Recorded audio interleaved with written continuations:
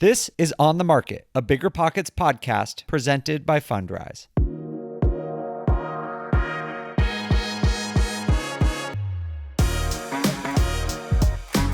Hey everyone, welcome to On the Market. Today you have me, Dave Meyer, Kathy Fettke, and James Daynard. Kathy and James, how are you? Great. Good. The sun's back out in California. Yeah, you were over in my neck of the woods in Northern Europe for a while, and you saw how bad the weather is here. That weather's emotional out there. It was like it would rain for 2 hours, and then it'd be sunny, and then it'd be raining for 2 hours. It was almost like a tropical storm in Seattle collided together. Yeah, it's very unpredictable. It's very gray, but once it turns like this time of year, it starts to get better. I think you just got the tail end of it, but unfortunately, it's not like where you both live and sunny and glorious all the time. Oh, it's been cold. But we were supposed to be in Amsterdam right now. We at least had talked about it. So what's the weather like? Would we have enjoyed it? Yeah, it's super nice out right now. Actually, as your daughter knows, I just had lunch with Kathy's daughter who is here visiting, which was super fun to see her. But yeah, it would have worked out great. I think we're going to have to do that next year for a 2-year On the Market anniversary. We're going to have to do an Amsterdam trip. Yes. Maybe we'll do a meetup. Oh, a European takeover? Everyone listening, everyone come Yes. to Amsterdam. We'll have we're going to do a European party. And Amsterdam's a good place to party. We'll have a good time. Like it could be a great party. Can we do it on Yacht Week, though? Oh, we got to go to Croatia for Yacht Week. That's where you want to be. So let's do that next summer. All right. Well, we are here to talk about real estate. And we have a really cool show for you today. We're going to do sort of a roundup on the housing market and some of the economic indicators that we are watching and that you can be watching to make sense of the very confusing market that we're in. And honestly, like a pretty rapidly changing market right now, even faster than normal. And just so you all know, we're going to be talking about a report I wrote. And if you want to follow along, download it, read it, get my full thoughts about what happened in the housing market in the first quarter of 2023, you can download that for free. It's at biggerpockets.com/Q2 report. It's Q2, like quarter two report. So go check that out and you can see everything that James, Kathy, and I are going to be talking about today. We are going to take a quick break, but then we're going to dive into our Q1 roundup of the housing market.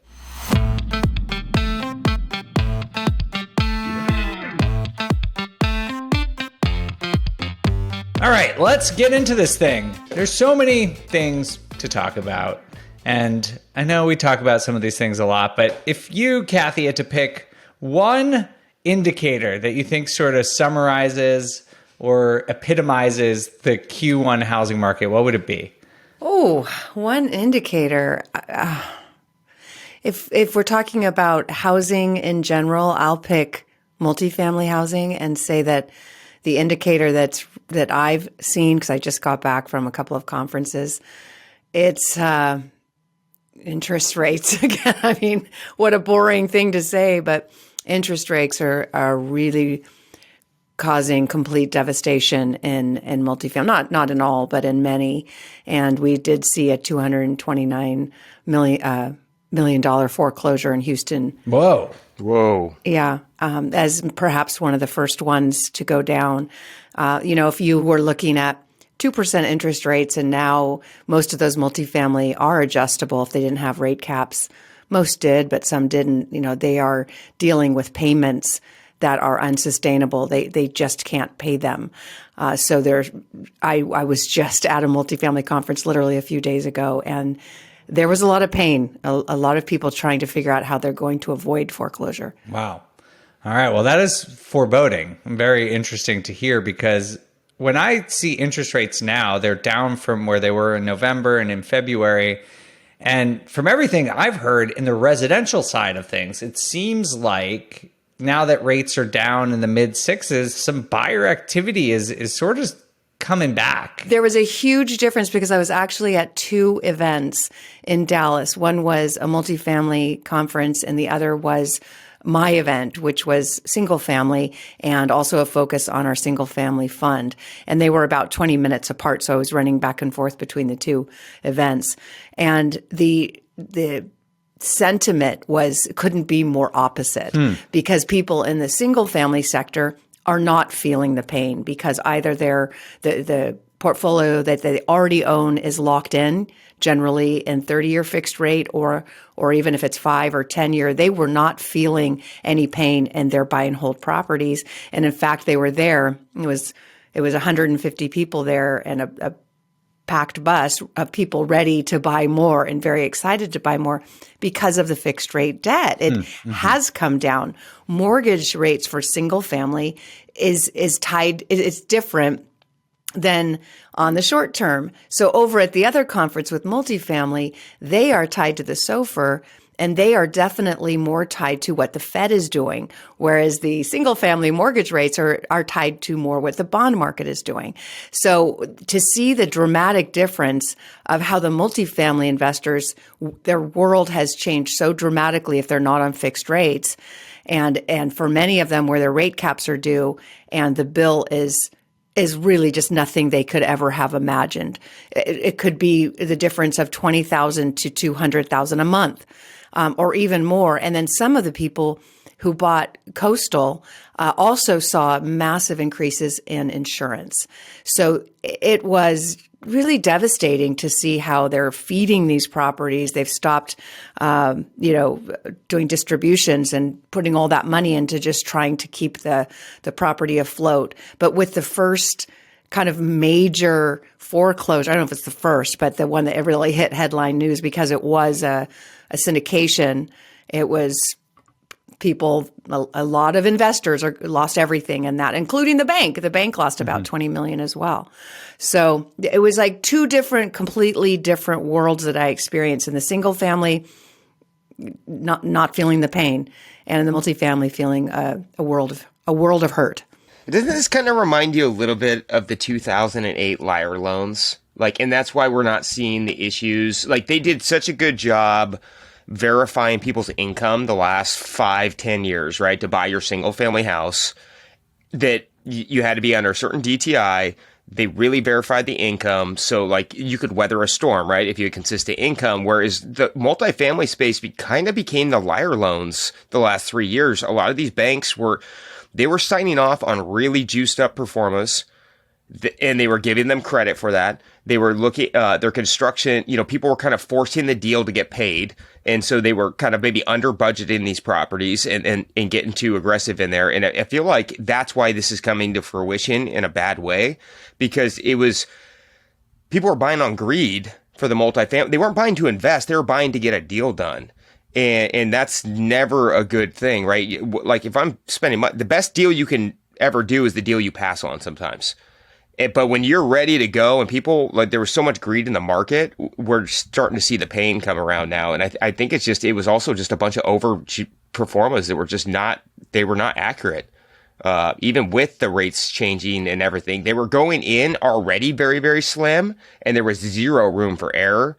And this cost of money and these insurance and the rents declining a little bit, it can be very detrimental. Yeah, it seems like generally speaking, if you had to summarize Q1 in terms of interest rates, I would say the residential market adapted quicker than I thought. I'll just say that, I do still think prices nationally are probably still going to come down a little bit this year, but the bottom is not falling out, and we're starting to see things actually start to pick up seasonally.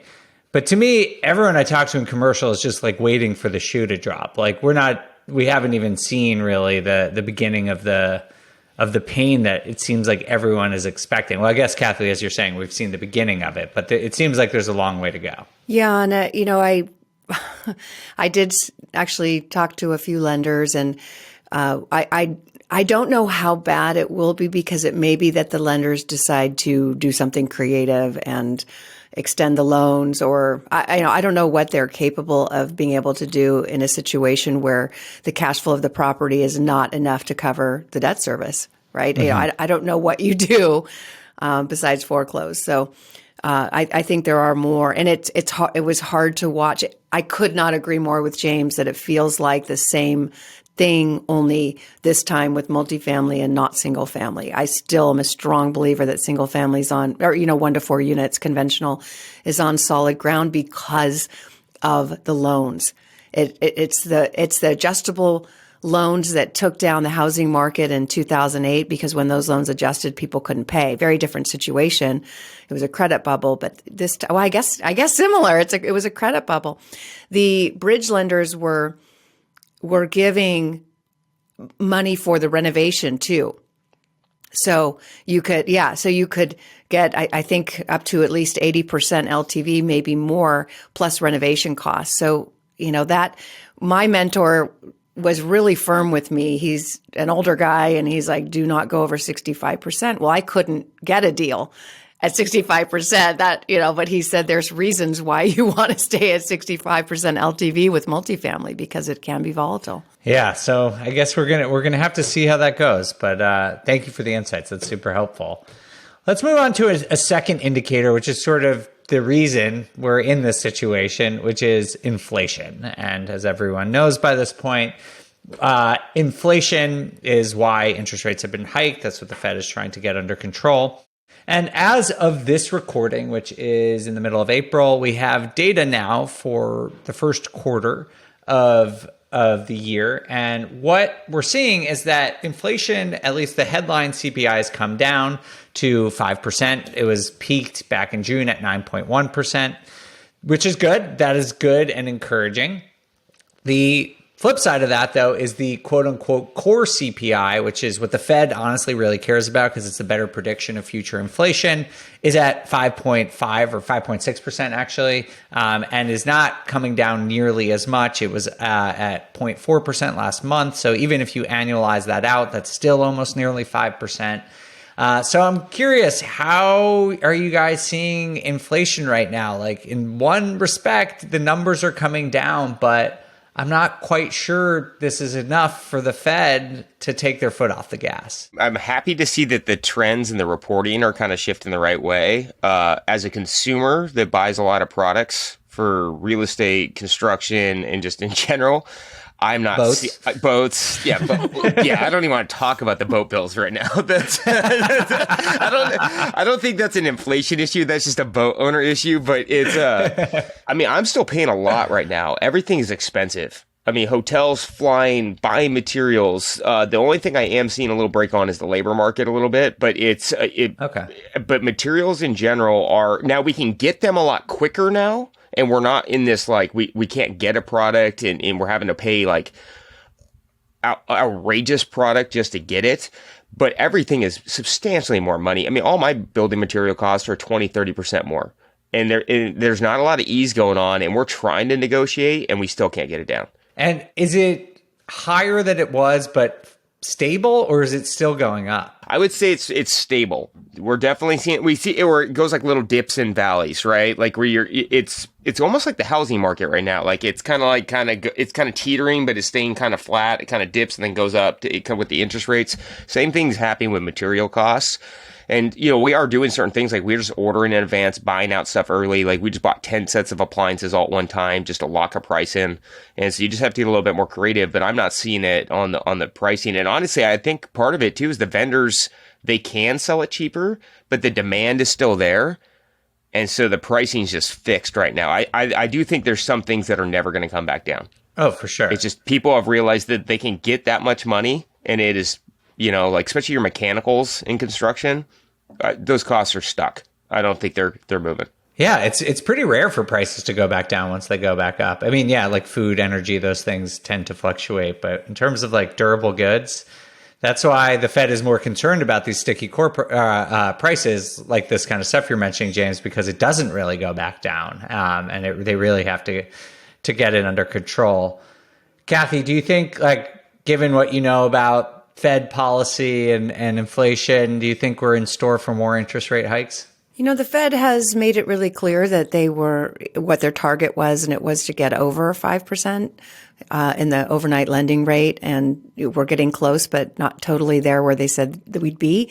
So I've expected that they were going to continue to raise rates until they get there. So I do think we'll see another small rate hike. But based on some of the research and some of the interviews that we've had and people I've talked to, one is MBS Highway, and he is very, very bullish on the idea that in May, we're really going to see things change with inflation, and that because of the year-over-year data, like you said in your report, inflation really peaked last summer. Now, when we get to this summer and we're comparing today's numbers to last year, which were very high, everything's going to look a little bit better on a year-over-year basis. So it's his very, very strong opinion that we're going to see much, much better inflation numbers, and that as a result, mortgage rates for conventional, not again, this is couldn't be more opposite than multifamily or commercial loans, but in the residential, that we will see rates come down in mortgage-backed securities for 1 to 4 unit. And when that happens, there could be another frenzy in real estate, because we do, again, according to your report, inventory levels in housing just keep coming down. And because it's so stuck, like you said, and as soon as rates come down, there could be multiple offers again. There could be a buying frenzy, which is why we're buying like crazy. But the opposite is true for the adjustable rates. If you're tied to the Fed fund rate or the SOFR, you're going to see rates continue to rise. Yeah. And just so people know, like what Kathy's talking about is if you're getting a loan on a multifamily or office or retail or commercial, the bank's underwriting and the where they borrow from and basically how they consider rates is very different than it is in residential. And so it is very possible and seemingly very probable that rates for commercial and rates in residential might head in different directions over the course of this year. And they have been. Yeah, and they have been, exactly. Yeah. Kathy, you hit on something that I want to move on to another indicator, which is basically demand. It seems like every time there is a slight decrease in interest rates, mortgage rates, demand just like keeps coming back to the market. It just seems like people are just like waiting on the sidelines. And even when they go down, not even that much, it seems like demand comes back into the market. And I've heard this anecdotally speaking to agents and lenders, but the Mortgage Bankers Association does a survey every single week of how many people are applying for mortgages. And you can see every time there's a dip in residential mortgage rates, there is a spike in the number of applications. And I'm honestly kind of surprised. I personally thought more people would be sitting on the sidelines and waiting it out. But James, I'm curious to see what, in your business, are you seeing this, especially in a market like Seattle that has seen probably one of the biggest corrections in the whole country? Yeah, I'm definitely surprised with the amount of buyers I'm seeing coming through housing right now, because, we saw like on these West Coast or expensive market cities, we basically saw like a 15 to 20% compression off peak pretty quickly. And then now what we've seen, I think part of it has to do with rates, because the rates have been swinging just a little bit, but it's not that impactful for what we've seen over the last 9 months. I think this is all psychological. It's people are really, because I'm seeing the inventory, like in Washington, there was a couple stats that came out this month that were very interesting to me. One is days on market went down by 35% last month. So homes are now selling for 35% faster. They went from like 28 back down to 16, wow, which is a big, big drop in a month. Inventory is back down to 2 to 3 weeks or 2 to 4 weeks worth of inventory, whereas it was creeping up more in certain neighborhoods. And so what's happening is there is a lot of FOMO in the market where people are watching things sell, and there was like this stall out, and they saw this sudden drop, and now they're seeing things just trade. And they're also seeing things trade close to list price, and people will wait that 90, 120 days. And so it's a psychological thing to where I think buyers are just getting back in the mix no matter what. But we are seeing, on some homes I was getting 2 showings a month on that would have been like 90 days ago. We're getting like 20 to 30 showings a week. Oh my God. Whoa. It is crazy. The weirdest thing is people aren't moving still. It's like, it's kind of like they're still in this confused land. They just want to go see some stuff? Yeah. It's like they either want to be opportunistic and lowball it like crazy, or I don't even call it lowball. They're offering what they think it's worth. And the other thing is that they're looking for any reason not to buy the house, but they're still out looking. And so what that tells me is there's buyers in the market no matter what. And if you're putting the right product out, things will sell. But we did sell 3 homes over list price last weekend. Wow. It depends really on your price points.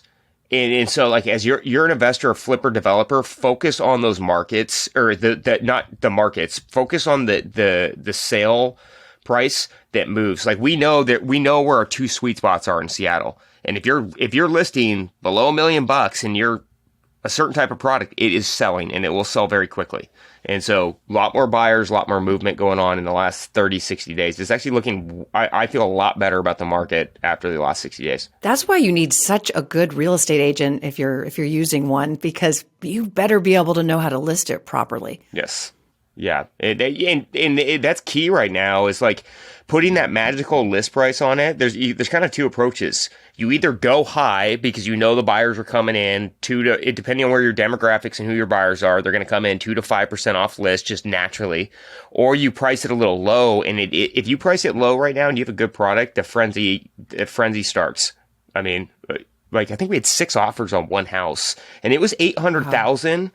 Whoa. In Snohomish County, where the median home price is $670,000. So we were $130,000 above the median home price, and we still had that much action, which is really, really promising. Wow, that's unbelievable. Well, let's talk about the flip side of demand now. We've covered inflation, we've covered interest rates, we've covered demand. I think, as we've talked about before, but I want to revisit here, to me, the reason that the market is still showing some signs of life is just that there is such low inventory. It's just remarkable to see that, while people were saying it was going to spike and home prices were going to crash because inventory was going to surge, it's just absolutely not happening right now. And that combined with strong demand seems to be creating a housing market that is pretty robust right now. Kathy, I know you're in a single family fund and buying single families. Are you finding it hard to find properties right now? Not at all. Not at all. We're trying to grow we're trying to grow our fund as quickly as we can because there's more opportunity than we can keep up with. But what we're buying is not what a first-time home buyer would buy because it's got issues, right? We're buying stuff that does need to be fixed up and that a bank wouldn't lend on as is. And that's why we're getting massively steep discounts on them. Because what we're noticing is that our competitor isn't there today, where our competitor is not the first-time home buyer because we're buying, homes that need fixing. And usually a first-time home buyer doesn't have the time, knowledge, or money to do that. But what we don't have right now is a lot of competition from other investors. And I think that's because our fund, we're raising money, we're raising cash and we're buying these properties with cash. So we don't need a loan. So a flipper might say, wow, I don't know if I can make these numbers work with today's financing or maybe with hard money loans, or maybe they can't even get those loans. Whatever it is, we are really not seeing competition. Wholesalers that just maybe wouldn't have come to us before are coming to us now, because they're just maybe aren't the buyers or whatever it is. I feel like we're the only ones out there playing the game in the area that we're in, where there, in addition to all these opportunities, there's nothing but growth happening. So it's just mind-boggling to me. I was again just there. There's freeway expansions and new. There's cranes everywhere and new development and chip manufacturing coming in. And yet we're still buying stuff for under 100,000. My last purchase was 65,000. We have to put 20 in it. It's worth 200. Like I can't make this up. And every time I say this, I'm like, why'd I say that? Because now everybody heard it and now I'm going to have competition. Well, they probably don't have cash. Maybe. But just for context, so people know, back, in the fallout of the Great Recession and the 2012, 2015 timeline, inventory used to be right around 2 million housing units. Prior to the pandemic, it was about 1.5 million. Now we're at 1 million. So we're still down 33% prior to pre-pandemic levels. And yes, they have come up a bit from where they were last year, but we're still talking about insanely low levels. And I do want to be clear that housing prices can fall with low inventory. We're seeing that in a lot of markets, but it does, at least in my mind, provide a backstop for prices. Like they can't, if there is demand and there is always some buyers, and inventory is so low. It just can't fall that much. Like inventory, if there were to be a crash, has to go up. So I don't know. I just think that this is sort of fascinating, and we'll get into one other topic about why this is going on. But James, first, just wanted to get your opinion on inventory and what you're seeing. I'm not in the same market as Kathy because it is hard to find a deal right now. You can't find anything? No. You're not finding a $65,000 house in Seattle? No, I'm finding a $65,000 permit fee, but an architect and plan fees. But I would say, there's deals. What it's kind of came back to for us is, it's we're just rebuilding our systems for it. Is like Kathy said, if it's a hard project and needs a lot of work, that stuff's not moving that quickly because cost of money's up.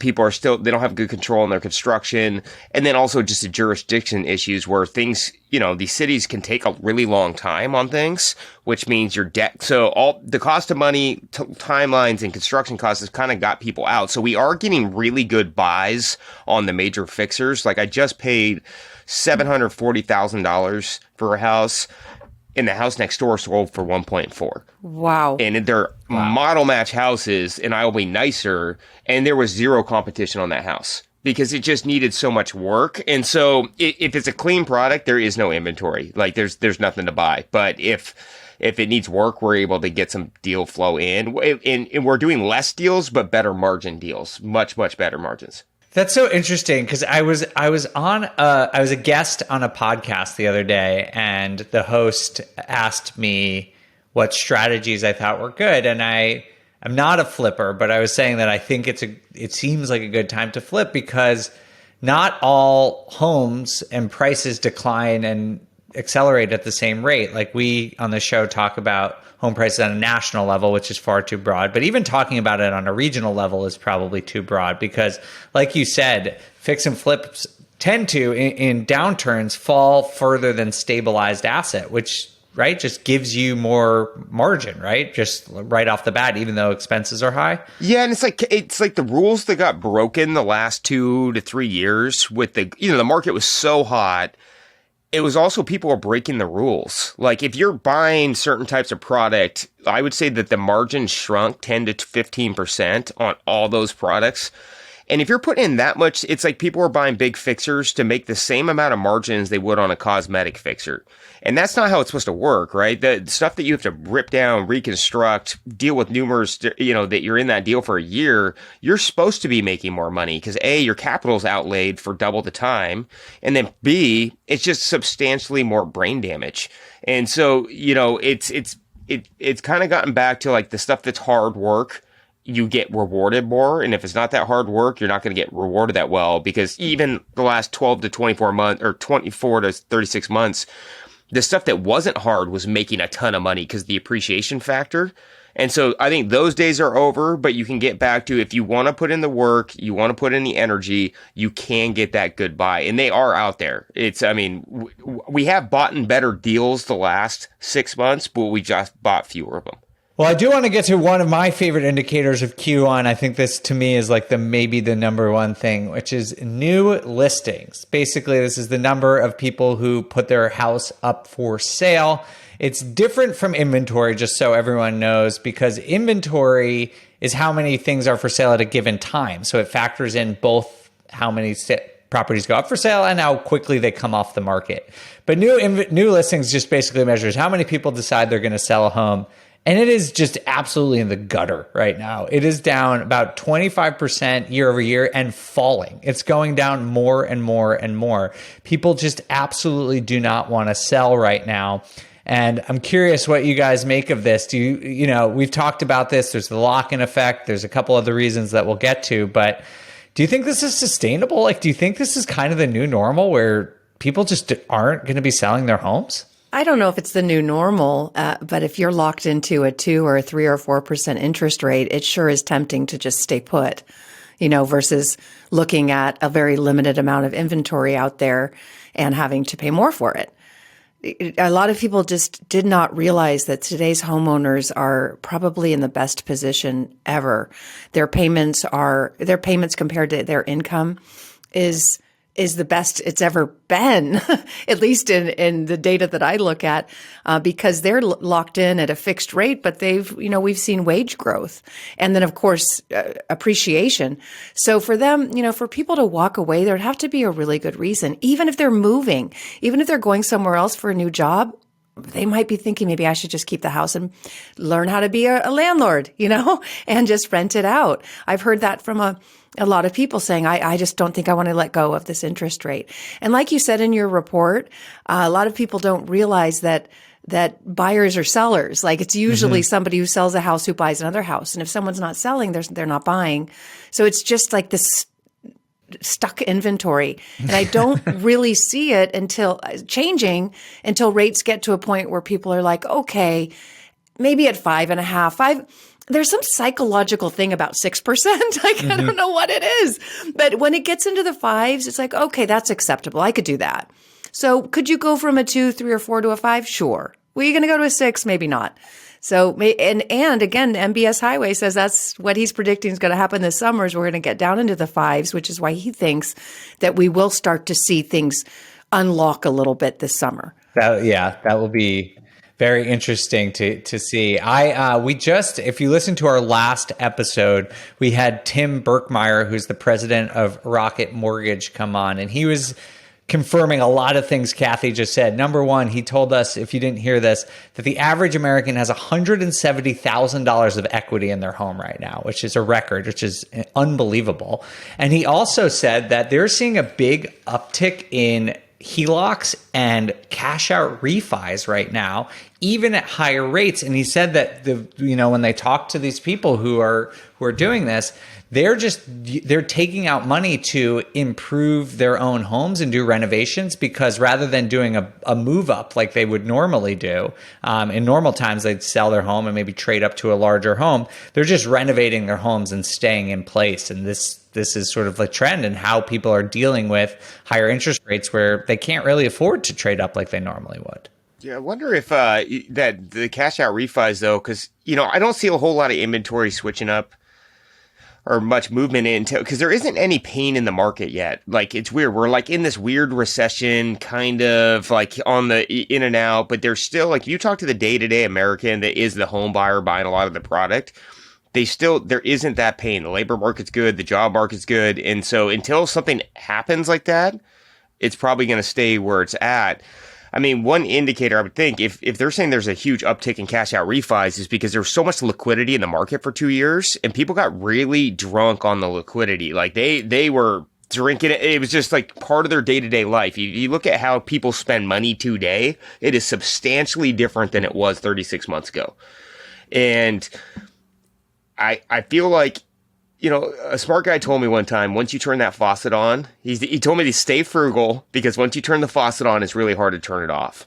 And I feel like America turned the faucet on full blast. The whole country. And they don't know they don't know how to turn it down, but that's why we're seeing these cash out refis. And that would be the dangerous part, right? Like, they're pulling out more liquidity. Yeah. And it's like this Band-Aid that is just going to float for another 12 to 24 months, but that's going to end poorly typically. And so that's actually a stat I want to track now. Like, how many cash out refis were going on, and is that constantly increasing? He did say that some of it was for debt consolidation, like to pay off credit card debt, because you can get a refi at a lower rate than a credit card debt. But that's not a great position to be in. It just goes back to over leveraged. Yeah. Like, America is over leveraged. Credit card debt is at its all time high. Like, people, they've shredded budgets. Budgets of Dave Ramsey would be very sad. They're loose with their funds right now. Well, I wonder, I'm kind of wondering, we got a credit line or an equity line on our house, and it was like 9% or something like that. So it was one of those things we got just in case we need it, but we're not using it. But I think it shows up as if we did. So, I'm curious if some people are just getting these equity lines and not using them, but just kind of keeping them. That's true. That's a valid point. Yeah. I'm not sure how much on the credit report it shows whether it's been used or not. But when I was in mortgages, it would show up as you've used it because you've got that credit available. But I had this really interesting conversation with one of our investment counselors at Real Wealth, who honestly, these people have they know more than me at this point. But Leah, one of our investment counselors, said she just refied some of her investment properties that she had at very low interest rates, and she refied at a higher rate to take the cash out. And because she had so much equity in this fourplex that she had bought a few years ago in Florida. And I'm like, you got to be kidding me. You went from a 3 to a 6, and took the cash out. Why would you do that?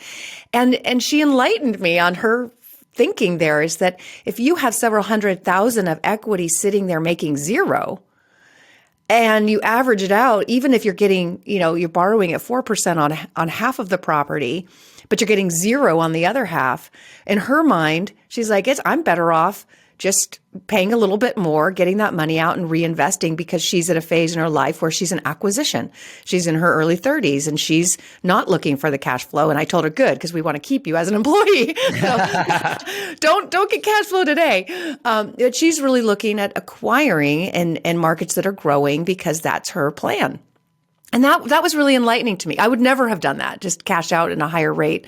Mm-hmm. But when she added up all the numbers and put it in her spreadsheet for what her 10-year goal is, it made sense. That's super interesting. Yeah. I mean, as opportunities increase, you might see that a little bit more.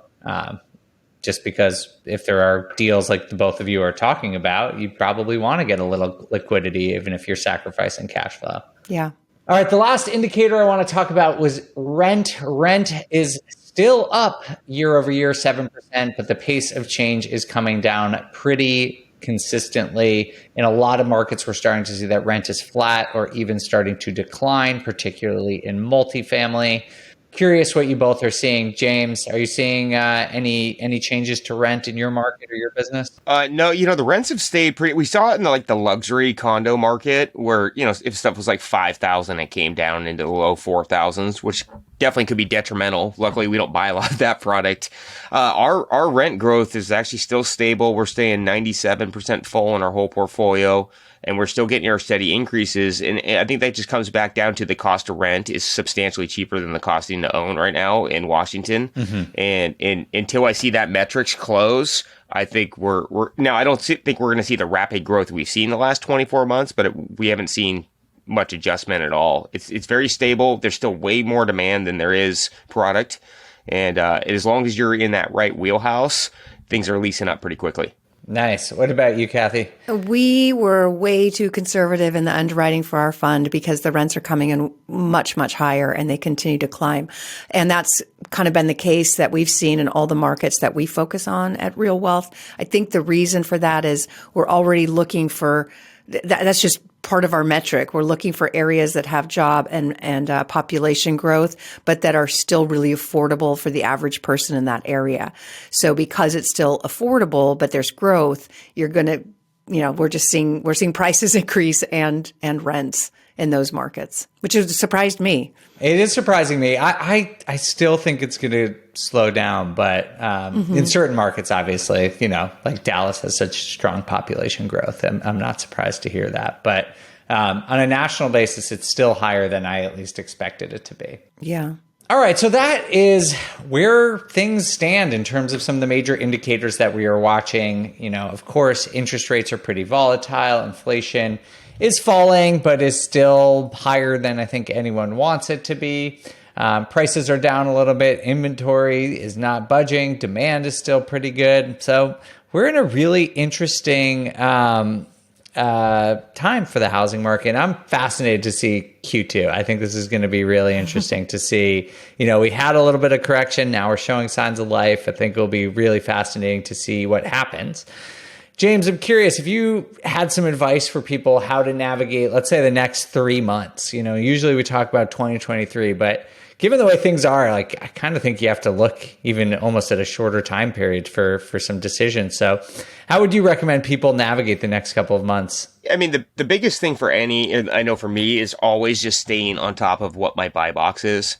It changes from quarter to quarter based on what I'm seeing in the market, right? As the market changes, you have to change up what you're going to buy and why. And so, for us, it's about like we just redid our buy box again. Like what fix and flip properties are we going to buy? What kind of development product are we going to buy? What is our expected returns? And as long as we know if everything hits that return, we are pulling the trigger on it. So just stay on top of it. But, I would just say don't be greedy. Run your numbers very conservatively. And if it hits all the numbers, then buy on that. I think where people are getting in trouble, like we were talking about earlier with the multifamily, is people are being too aggressive on their pro formas. So don't go with the median. Like for us, when we're pulling comparables or even rent comps, sale comps, whatever it is, we're using the median, not the high. And so as long as you're staying in the middle, we've seen a lot of stability the last 3 to 4 months.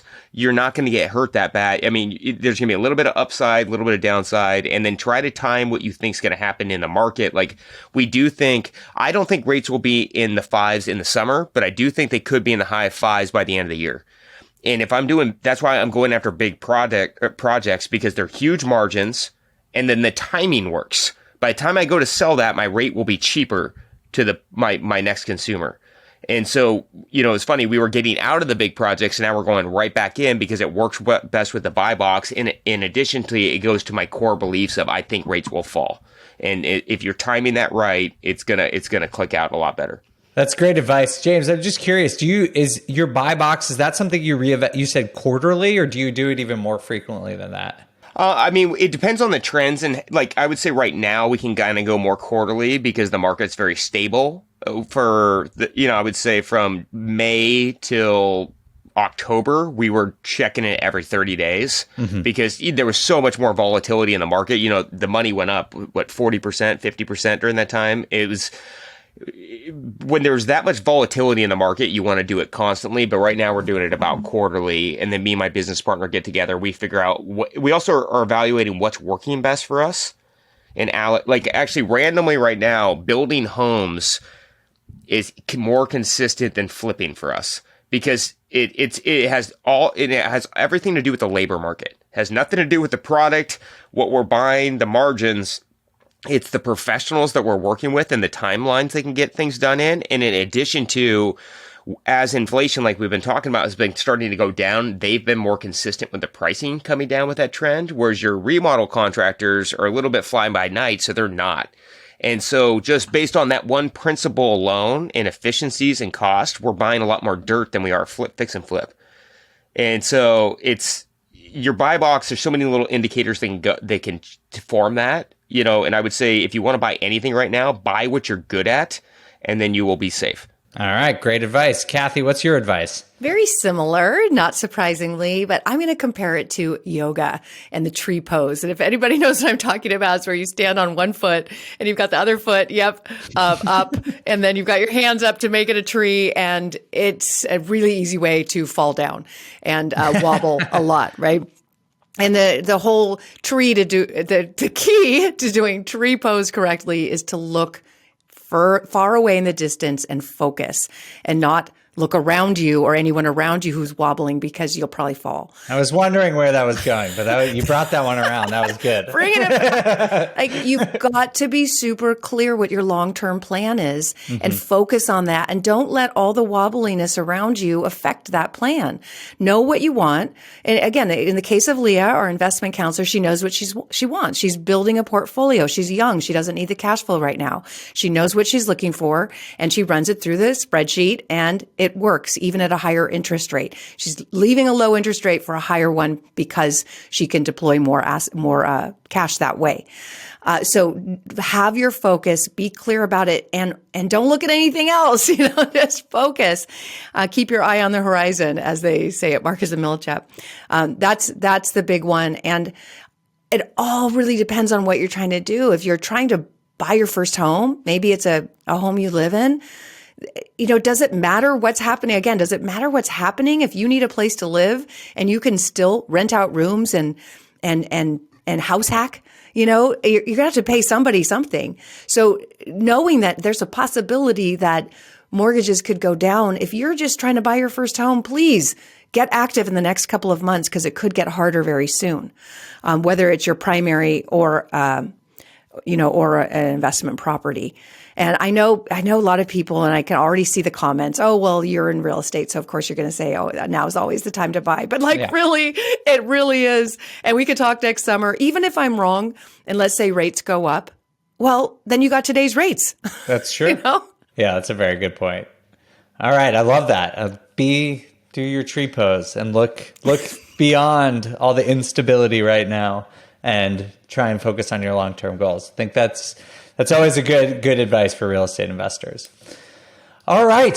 Thank you guys for, first of all, reading my report. If anyone wants to check this out and wants to understand some of the sort of the more nuanced data and information that is dictating the performance of the housing market right now, highly recommend you check it out. It's completely for free on BiggerPockets. Just go to biggerpockets.com/Q2 report. Before we get out of here, though, I have one question from our audience that is very relevant for our conversation today. This question came from the Bigger Pockets forums, and if anyone listening wants to ask us questions, that is a great place to do it. This question comes from Matthias Yonen, who said, "What websites or sources do you guys use to inform yourselves about the market and any shifts and trends that occur?" James, what about you? What sources do you use most? So I use a lot of local sources because, I think that kind of depends on what kind of investor you are. I'm a backyard investor. So, everything that I'm doing is very localized, because we're tracking really counties and cities. I mean, I reference the national, but I mean, and because I'm a broker, I use a lot of Northwest MLS. We use MLS data.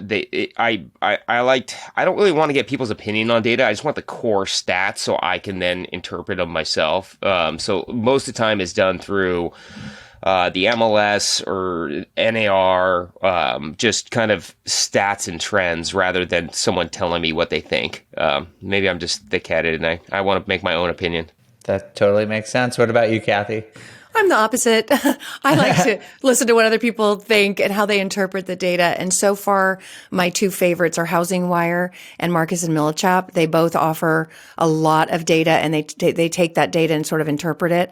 And sometimes I agree, sometimes I don't, but I love that. And then the third way is just boots on the street. Like I've said before, we've got property management companies that we work closely with in 15 to 20 different markets. And we have regular weekly conversations with them to see what's going on. So we kind of know real time what's happening out there. And that's important to us because the local market is not the national market, right? So we get kind of that local information combined with the more broad. Great. Both excellent advice. Local information and getting those expert opinions about from people who really understand the data are great. If you are the kind of person who likes to check out data, some sources that I recommend are the Fred website is great, but it's not really up to the minute. You usually get things, some things a month or two late, but it really does have good information on a localized level if you want to understand sort of macroeconomics. If you want us to understand housing dynamics, I think Redfin offers really good data as well. They have like a data center where you could download all sorts of information about a lot of the indicators that we were talking about today, like inventory, new listings, that sort of thing.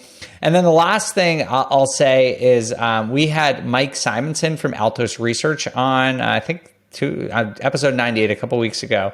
And he now works with Housing Wire, and his company is all about tracking data like in real time for the housing market. And if you go on Housing Wire, they have like active inventory, home sales data like for the current week, which is just about as fast as data as you can get for the housing market. So those are just a couple of the sources that I personally use. And you can always follow me on Instagram at the Data Deli. I put out lots of content about where to find data. I was just going to say that. I was like, wait a minute. And you, I mean, your most recent report was so in depth, and it had the mixture of the data with the interpretation of it. And wow, definitely make sure people know where to get that and all of your reports, because they're like little books. I don't know how you're writing so many of them, but it's really packed full of information. Oh, well, thank you.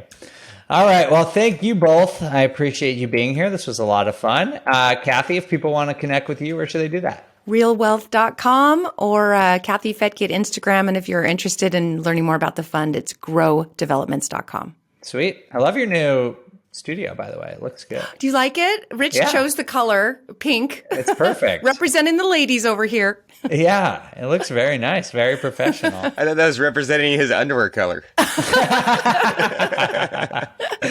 James, what about you? Where can people find you? Just come to the boat or? Yeah, just come to the boat whenever it's open. You can hang out. But it's Good to know. the best way is just Instagram jdaneflips or jamesdaner.com.